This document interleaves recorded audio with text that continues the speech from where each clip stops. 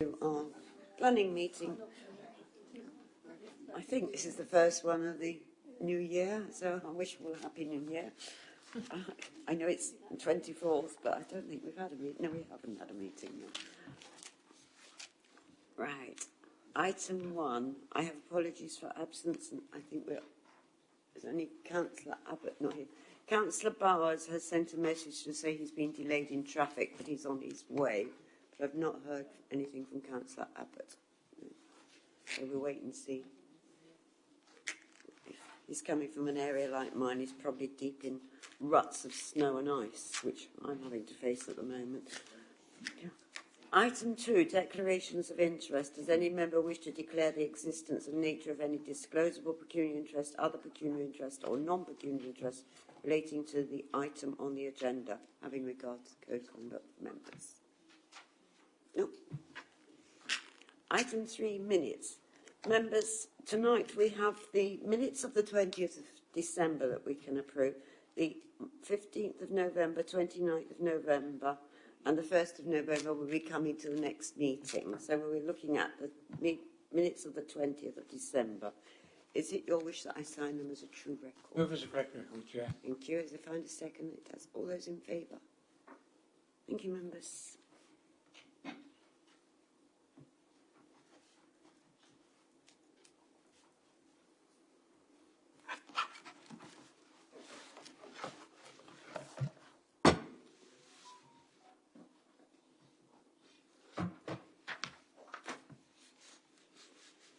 Item 4, public question time. We have no general questions. Item 5, planning applications.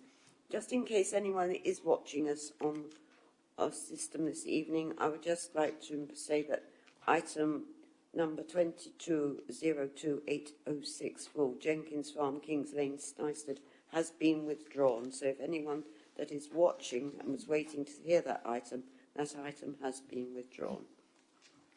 So we come to our one and only item this evening, which is item 5B, application number 22031564, land at Blackwater Lane, Whittam, and can be found on pages 31 to 58.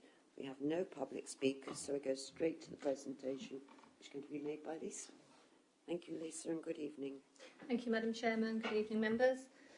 This is a full planning application for the change of use to ecological mitigation area, including the creation of 4 ponds, 257 metres of ditches, creation of 5 bunds, 1 area of wider regrading, perimeter fencing and associated landscaping, and its land at Blackwater Lane, Whittam.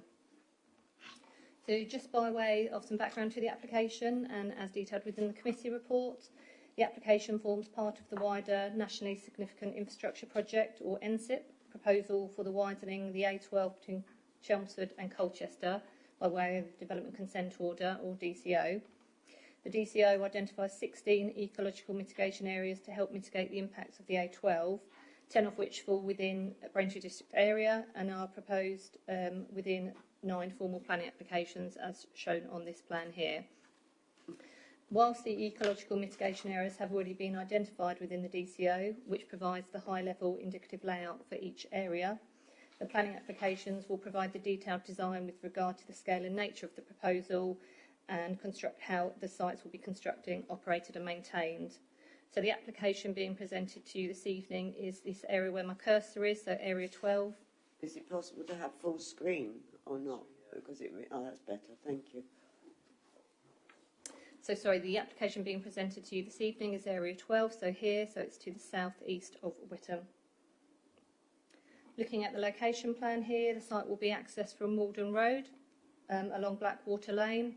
It then extends, turns to run parallel to the A12 and then runs under the A12, crosses the River Brain via an existing agricultural field crossing, and then extends east towards, as you can see, this sort of square area, which is part of the existing agricultural field. You can just see here along to the north of Blackwater Lane, there's some residential properties, the back of some commercial properties, and then the sewage works. There is also some parking for the nature reserve, as we will see here in some photos. You can see that the main part of the site is this sort of roughly square parcel of land.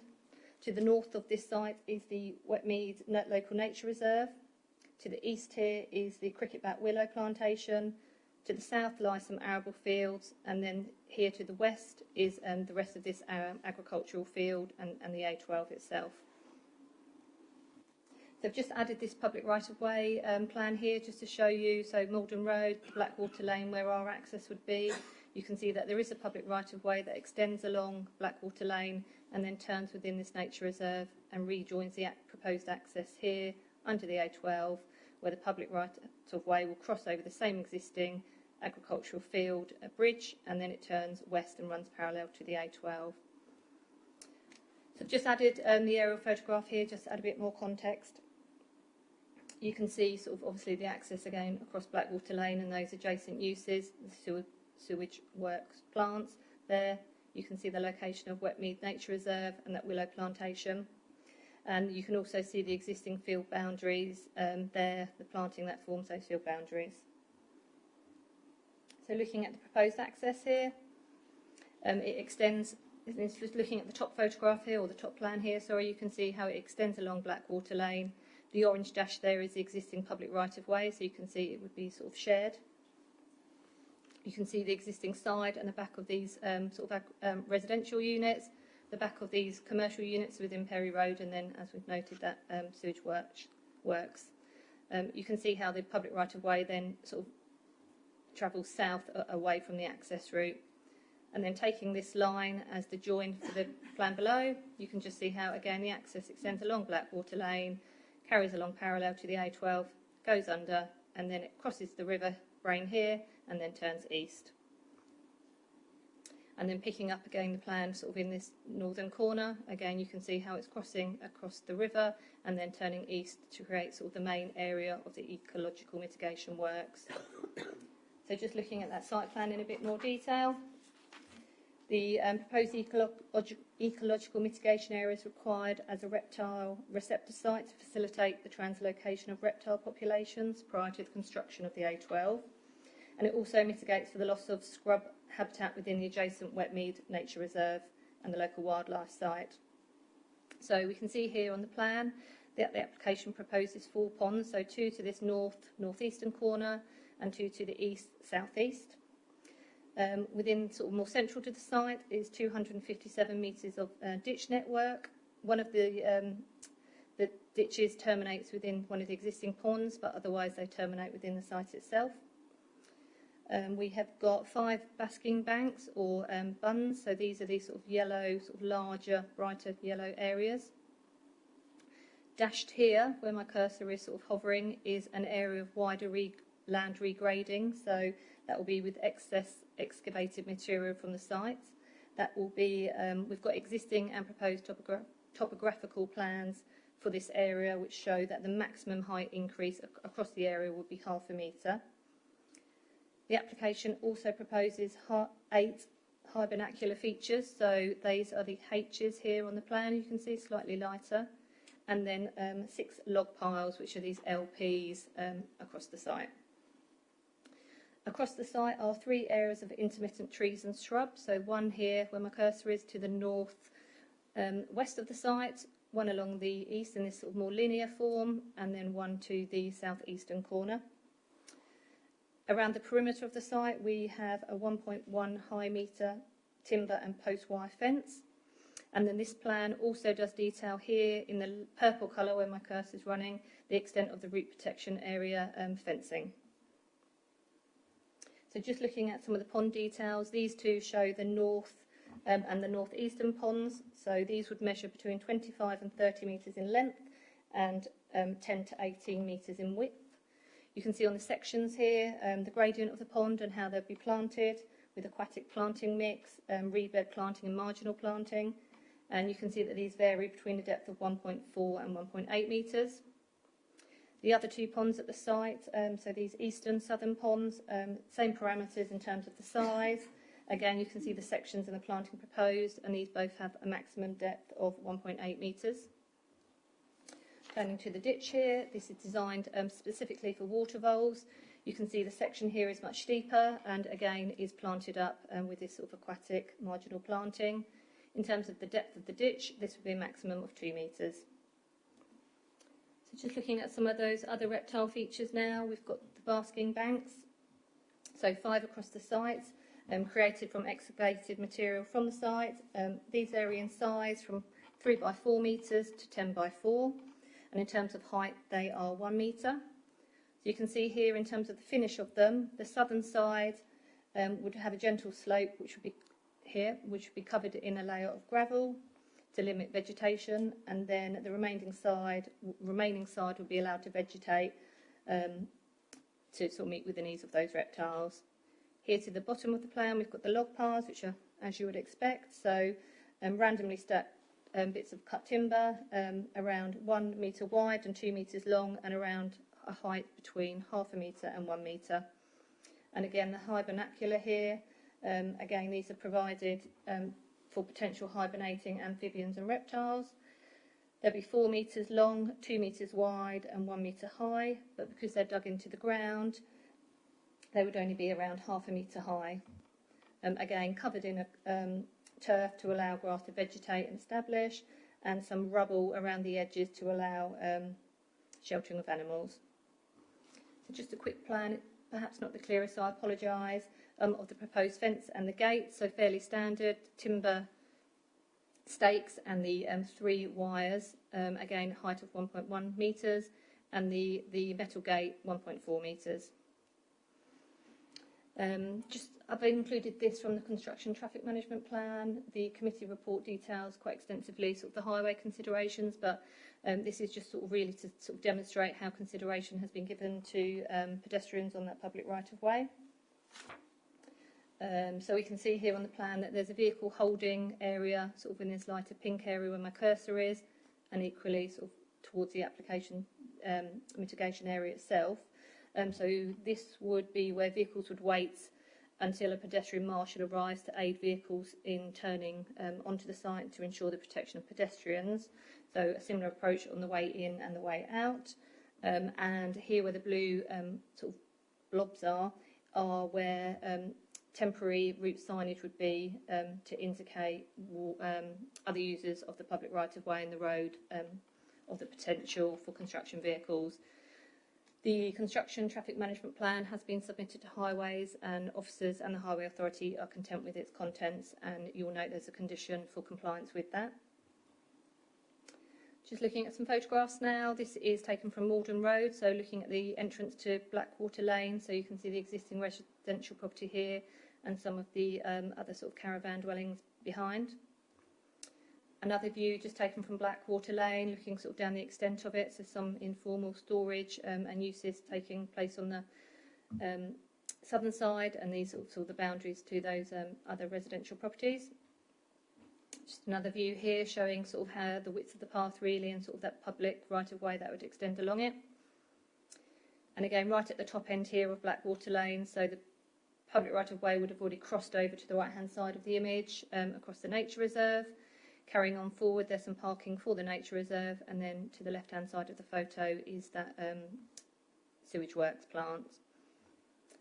This photo here is taken sort of where this cross is, so you're looking now south, sort of running parallel to the A12 beyond before it sort of turns to run under it. And again, just sort of an image here showing sort of how you create that turn in the road, and this is where the public right of way would rejoin onto the access. This here is to show the river, so you've got the river here, the River Brain, sort of to the right hand side of the image. You've got then the ford, and then this high level pass. I mean, it's probably not helpful that I've taken on a very wet day. And then this is just looking at it from the other side, so again you've got the river, the ford, and that sort of high level pass. So as detailed within the committee report, the majority of the vehicles would be using this ford, depending on sort of the size and sort of the amount of flooding that day. There may be some use of this high level pass, which officers and the Highway Authority are content with, and details are included within the construction traffic management plan regarding the sort of day-to-day management of that. This is a photograph here just showing you the existing bridge over the River Brain, so the existing agricultural bridge which is proposed to be used. And again, just another image of that showing sort of how you would cross over it and then sort of turn to the left. This is a view now taken to the river, sort of is where my cursor is running. You've got this area of sort of land that falls outside of the application, and this tree belt would form this northern boundary. So again, that northern tree belt here is sort of forms that northern boundary, and our application site is sort of this area where we're looking, and we're looking towards the eastern boundary there with the willow plantation beyond. Just another photo there looking across the site more towards that southeastern corner. And again, just looking at that eastern boundary with that willow plantation, and another image of that. This is taken from the furthest corner looking back along the site, so you can see the elevated A12 just along there, so and the existing hedge that will be protected during the works. Again, just another image now looking almost, here's the A12 again, so looking towards that sort of far corner here. There is an update to you this evening in terms of the approved plan list. So we are seeking to remove one of the submitted generic sections that showed the log piles and the high vernaculars with one of the ponds that wasn't to scale. So we're looking to remove that 0002 revision P01 and insert this new plan listed underneath 0005 revision P01. In terms of the planning balance and the summary, the principle of development is acceptable and the loss of agricultural land has been justified. There will be some landscape impacts with the change in character. This will be primarily seen from the public right-of-way. However, the land levels across the site, the changes are modest and they're seen within the context of the local nature reserve, the river corridor and that willow plantation. Access is considered acceptable. There's been no objection from the Highway Authority. An acceptable construction traffic management plan has been submitted, which sets out how traffic management would be undertaken throughout the construction period and includes for dealing with pedestrians and potential conflicts on the public right-of-way. There would be no harm to heritage. There's no significant ecological constraints and any impact can be addressed via mitigation. The proposed soft landscaping scheme is acceptable and the biodiversity net gain is supported. The submitted flood risk assessment demonstrates that the development would have a negligible impact on flood risk. The local lead flood authority and the Environment Agency have no objections. The sequential test has been undertaken and has been passed. There'll be no adverse impact to neighbours' amenity, and matters in regard to contamination are acceptable subject to the imposition of a condition to monitor water quality. And therefore, taking into account the above, it's considered that the proposal complies with the development plan when taken as a whole, and officers consider that there are no material considerations that indicate that decisions should be made other than in accordance with the development plan. And our recommendation this evening to you members is that planning permission be granted subject to the conditions set out. And I will leave that plan up in case you've got any questions, but happy to answer any questions. Thank you. Thank you, Thank you very much for your detailed presentation. This is one of the more unusual applications to come before us, and I thank you for the detail.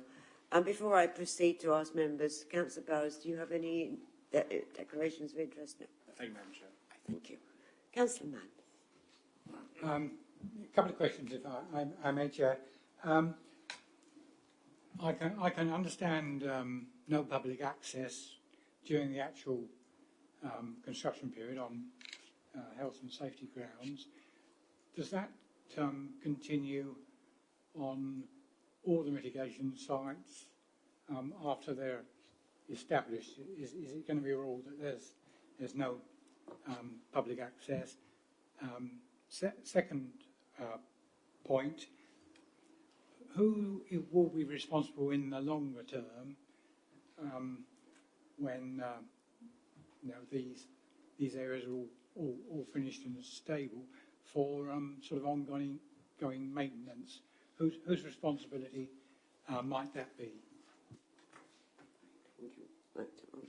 Yeah, thank you. Thank you for the question, Councillor Mann. So in terms of the public access, this site and indeed all the ecological mitigation areas that are going to come forward don't have any public access. And that's really just to the nature of what they're trying to achieve in terms of the ecology and, sort of, as you noted, sort of the safety concerns with some of the features on there. So all this application, and as I understand, all of the ones that will follow will have that 1.1 metre fencing around it. In regards to sort of the long-term management, they are suggesting that the management details with the application outlines that there would be a relevant 20-year period for the management of it, as I understand. So that is an approved condition to say that they would have to adhere to that. As I understand, they would still remain within the ownership of National Highways thereafter, but there is sort of an ongoing management that's sort of quite detailed within sort of this submission. Councillor Swear.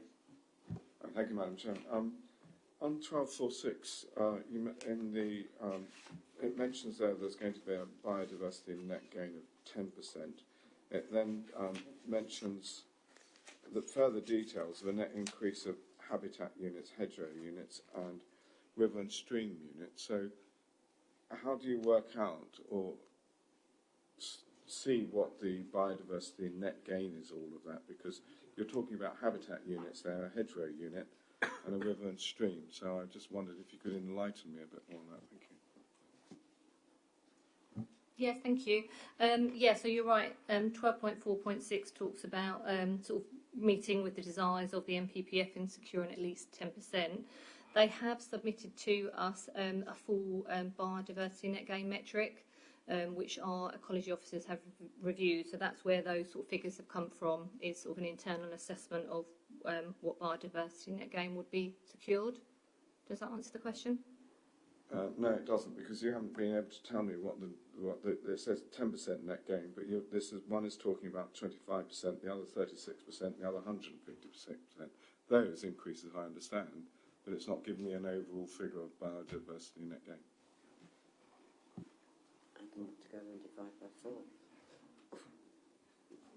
So, Councillor Schwerer, I think the issue is in terms of the assessment that's been submitted, it provides obviously the baseline position as part of it, and then in terms of those figures, I think it's looking at each specific area. So where previously we've had applications and we've secured biodiversity net gain by condition, we've had a sort of a baseline condition with the objective of achieving at least 10%. What we've got here is a much more detailed assessment, and that's where these figures are specifically targeted on those specific habitat areas. That's my understanding and reading of this. So it isn't an overall figure across the site because it varies based on the baseline for each individual element rather than the site as a whole. Anyone else? Councillor Mrs. Spray. Thank you, Chairman. Thank you, Lisa, for the presentation. Overall, I think it's pretty good. I'm actually really quite impressed with the measures that are being put in place with regards to the ponds and the facilities, if I can put it that way, for the wildlife with the planting and the measures that are being taken to encourage them to remain on site and protect them. There's a lot of detail in there, and I do think they've gone a long way to do pretty well on the biodiversity. I'm really pleased to see the timescales on this. 7.4 says that, if permission's granted, they think work can start late February, which is only a few weeks away, and would be construction period approximately 1.5 months. And I think that's really good. And overall, I know the public aren't going to be allowed on the site, and I can understand why.